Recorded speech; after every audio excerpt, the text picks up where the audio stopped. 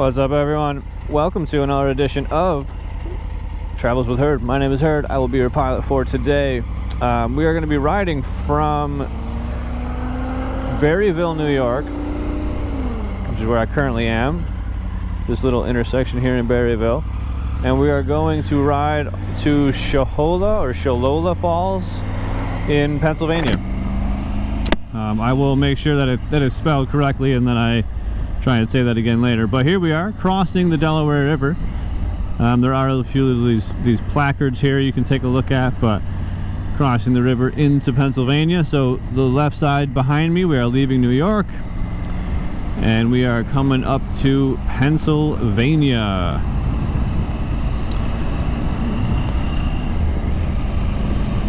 And now the one thing I forgot to do was to put in my GPS where the turn is. Yeah, Shohola Falls, that's where we're headed. So the one thing we have to be on the lookout for is there's a left-hand turn to a road called Shohola Falls Road. And it's actually a beautiful little connector from the road we're on over to Route 6.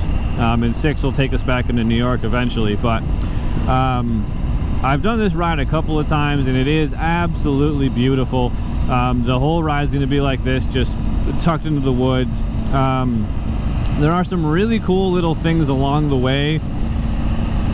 If I can find Shohola Falls Road, it might be one of those things where we find it and I have to turn around to actually like take it. But yeah, it's a great ride. I've done before. I may have done an episode where I actually did vlog it, but I'm not sure, so I wanted to just do it again today while I was here. Figured might as well. Couple of things on these roads to always be aware of is just they are, you know, curvy, windy, so just depending on your skill level, be aware of that. The lanes tend to be a little bit more narrow here in Pennsylvania, at least on this stretch, than they sometimes are in New York. So, you know, if you're one who likes to ride closer to the yellow line, just be aware of that you might not have as much space as you think, or cars may creep over. All the general stuff. Deer are also very prevalent through this route as well, so just things to keep in mind as we're going. I've already had a few encounters with deer today. Luckily, they've all been ahead and have gone into the woods, and I haven't really had to deal with them jumping out in front of me, but yeah, I have seen some. I feel like there was something else I had to deal with too, but I can't quite remember what that was. Yeah, I probably should try and do closer to the speed limit. There will be a little bit of off-roading, so if you're on a big bagger and you don't want to ride on dirt at all, I don't actually know how you're going to get to the falls themselves to view them and get a view of it.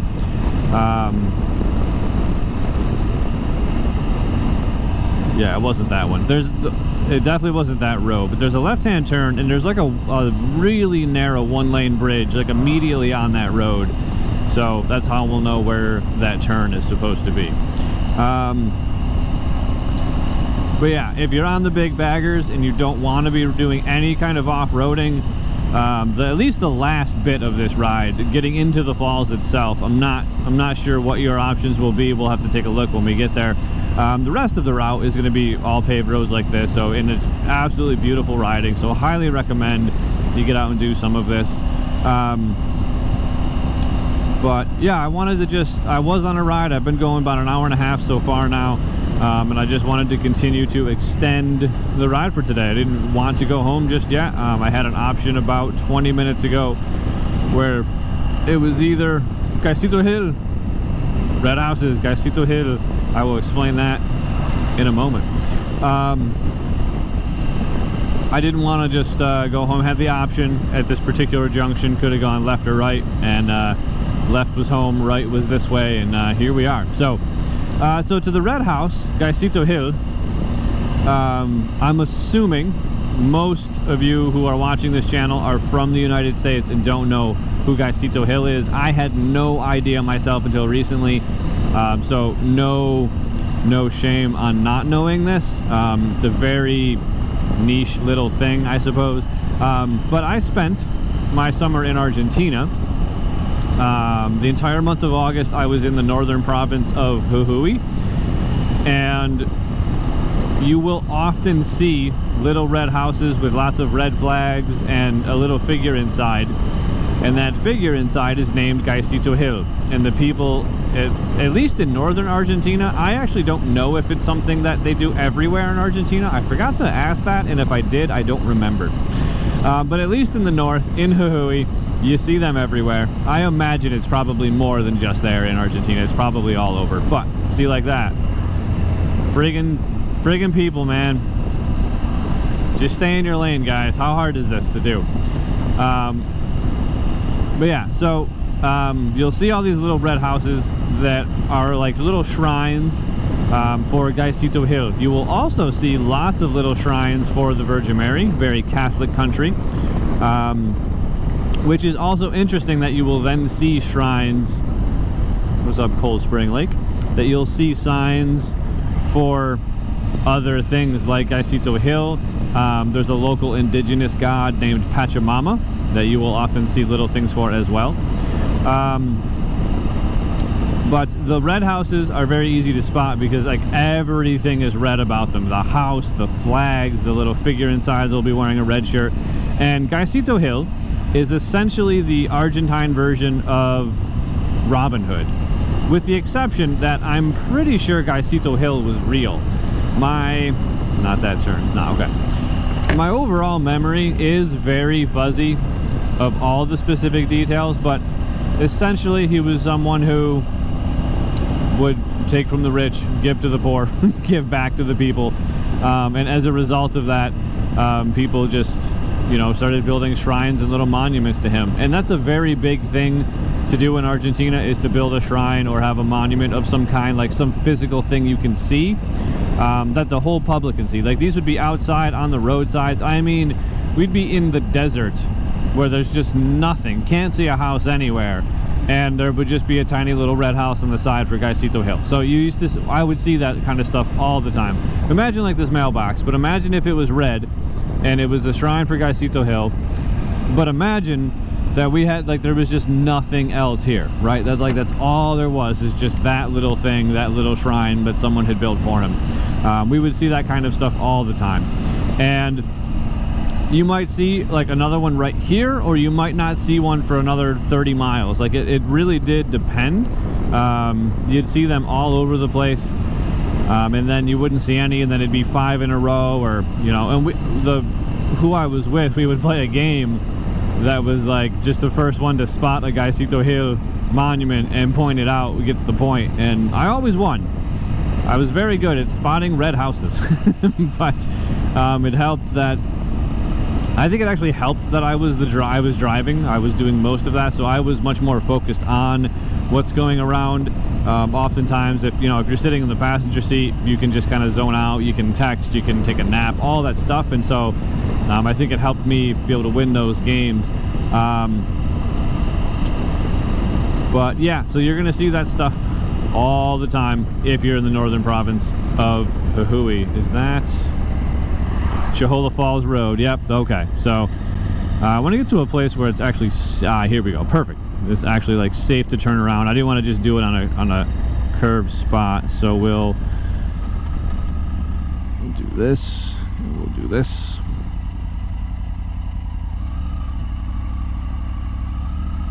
Definitely took that wide, do not care. There we go. Okay. So like I said, I think like right here, there actually is a little one-lane bridge coming up. And a very rough and bumpy road. Yeah, one-lane bridge. Told you, it's like right here. These roads also remind me of Argentina. Nice little creek here. Ooh, that was cool. I gotta get a 360 cam so you don't have to worry about where my chin is pointed. I can just show you that stuff. But this is a nice little road. This one is super narrow, as you can see. There's no lines on it, I don't believe, at all. Maybe on the far side of it there are, but it's very much tucked into the woods like this. And we got another biker behind me too, so that's cool. So very popular route. Fred's Freeway. I don't know what that is. I assume it's Fred's driveway. Don't recommend taking that one. I might let this guy go by me because I don't really want to be going crazy over the limit here. But yeah, beautiful houses all the way through this. That was a really cool house. Hopefully you could see all the birds and stuff. And I didn't even need to let him go by. He did it himself. It looked like he was riding an MT of some kind, but it might not have been a Yamaha. But anyway, yeah, just a great little ride. But again, have to be extra careful with just going around these curves and stuff, that people aren't cheating their lane at all.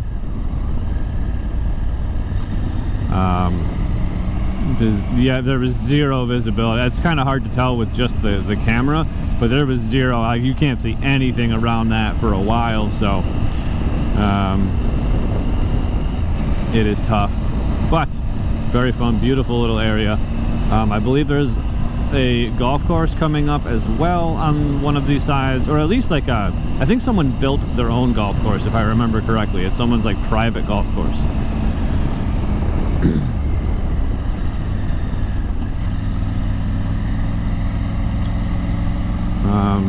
Yeah, so anyway, where was I with Argentina?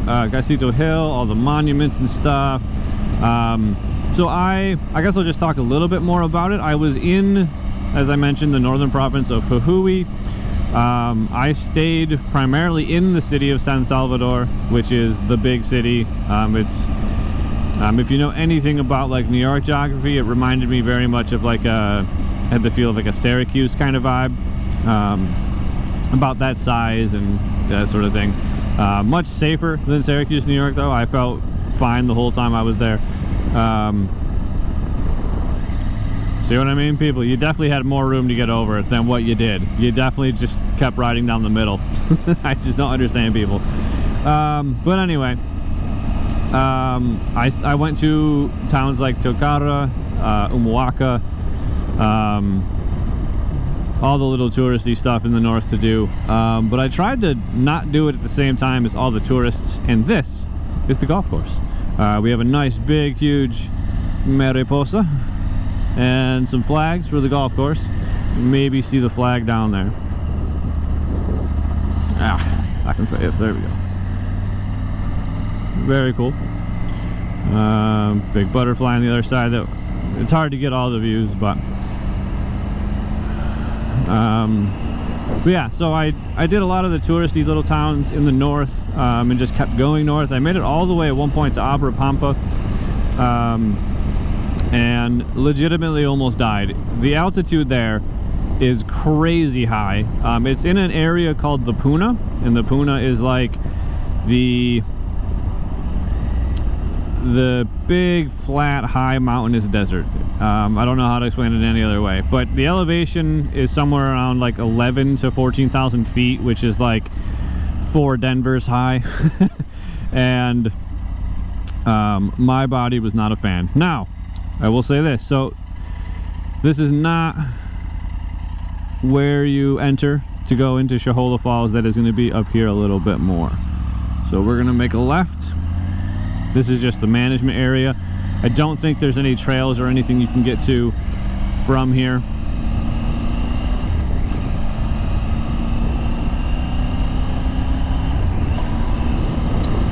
But the turn is right up here. So if this is the part where if you're on the baggers, you might have to just go. I'm not sure how much of this you're gonna, maybe you could park there and walk over. I'm not sure. But we are going to turn in here and we'll see how we do. It starts off kind of paved, so you might be able to do it, especially if you're more experienced. I would not want to do it on a bagger, but that's just me. It's kind of just a rough road, at least to start with. It does turn into dirt eventually.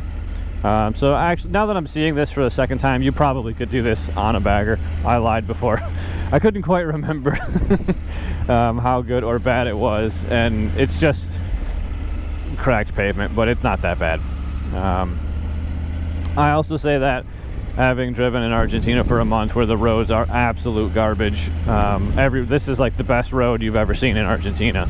So yeah, this isn't even, at least we're still pavement. It might be cracked and broken, but we're still pavement.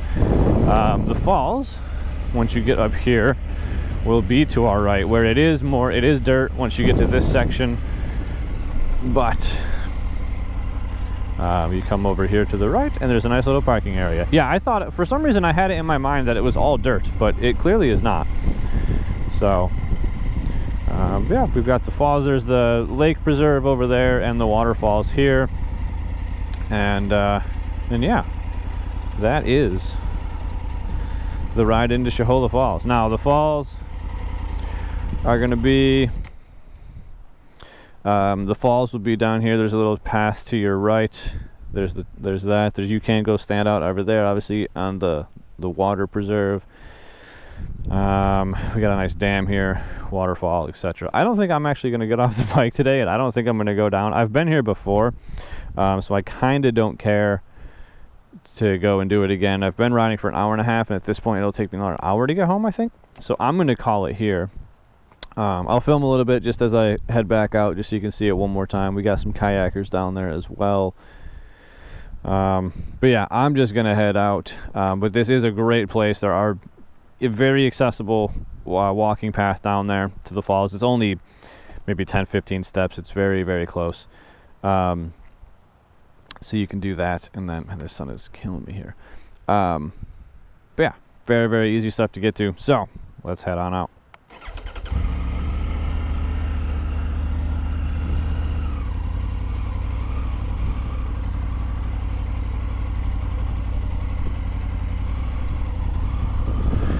I'm pretty sure that you actually can like walk and go into the falls, into the water itself too, if you would want to.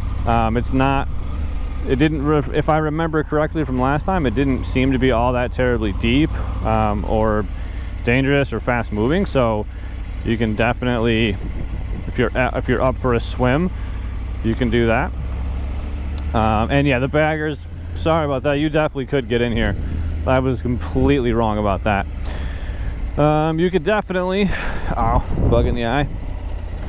You could definitely have a picnic back there down by the water as well too, so you could like snack a little bit while you're here, take much more time. I just am not feeling it, don't really want to.